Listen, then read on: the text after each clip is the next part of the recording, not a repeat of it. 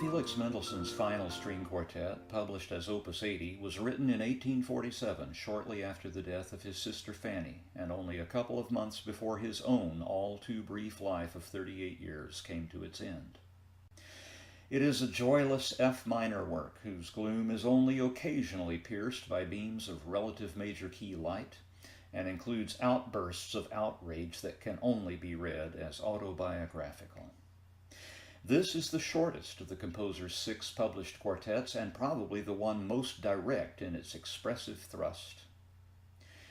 If your heart is strong and your courage up, you could treat yourself to a musical encapsulation of the composer's life simply by listening to his youthful, buoyant octet for strings written when he was 16 years old, a work whose C minor movement seems a premonition of heartbreak ahead, following it immediately with the hearing of this tragic F minor work whose A-flat major third movement seems to look back to that youthful optimism with wistfulness, the sadness of one who knows that joy will never return.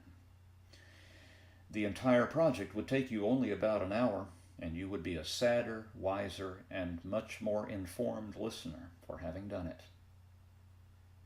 In this recording, we will hear the Melos Quartet in a release by Deutsche Grammophon. Movement 1 is a sonata form movement in F minor whose exposition is not repeated. This movement is only about 7 minutes long, and it is shot through with turmoil, anger, and grief. Even the relative key second theme affords little relief. Its throbbing, syncopated accompaniment yields a sense of turmoil just beneath that forced smile, and the development section rises to a pitch of anguish that is almost unbearable. The recapitulation is a truncated one, and the coda has all the charm and warmth of a death sentence.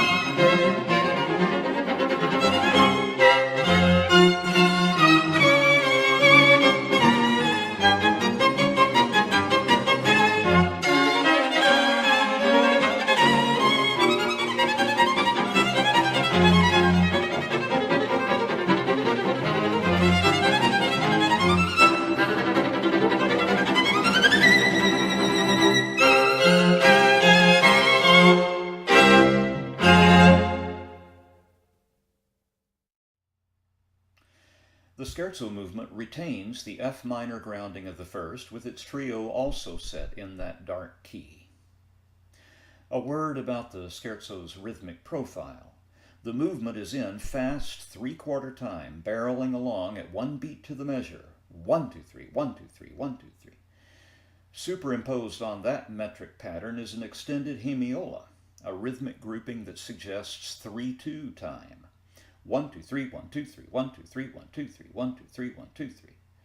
With a tune in the first violin that goes ba-da-dum, bum, bum, ba-dum, dum, dum, da-dee, dum, dum, ba-dum, dum, and so forth, and a supporting, rising chromatic cello line that syncopates that hemiola, harmonized by the second violin and viola. Bum bum bum bum bum bum bum bum bum bum bum bum bum bum bum bum, and so forth. Needless to say, this has exactly the unsettling effect the composer wished to create, an effect that no doubt reflected his inner state at this awful, heartbroken time in his life. The trio begins as a dark octave unison tune for viola and cello. When the first strain is repeated, the violins add a harmonized countermelody. The trio's second strain is not repeated. The reprise of the scherzo submovement behaves as tradition has led us to expect, and the coda, based on the movement's trio, ends quietly with a shift to F major just before the end, a device known as Picardy third.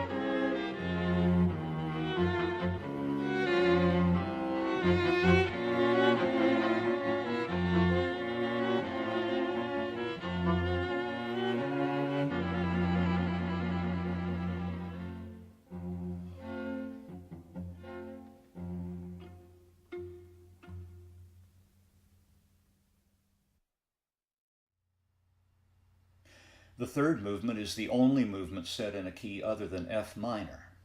Here the key is A flat major, the work's mediant or relative key, but it affords us no relief from the prevailing sorrow of the whole. In fact, this is the movement most likely to wring tears from the jaded old atheist codger. The movement is in sonatina form, but with a twist. There is a development section, based on the exposition's closing music and interpolated between the first and second themes during the recap. That development visits some very remote keys and includes a spectral, wraith-like passage that is as haunting as any music I know. I cannot imagine what this passage might mean, but I also cannot imagine that it is not autobiographical, perhaps the most personal stretch of music in this entire work.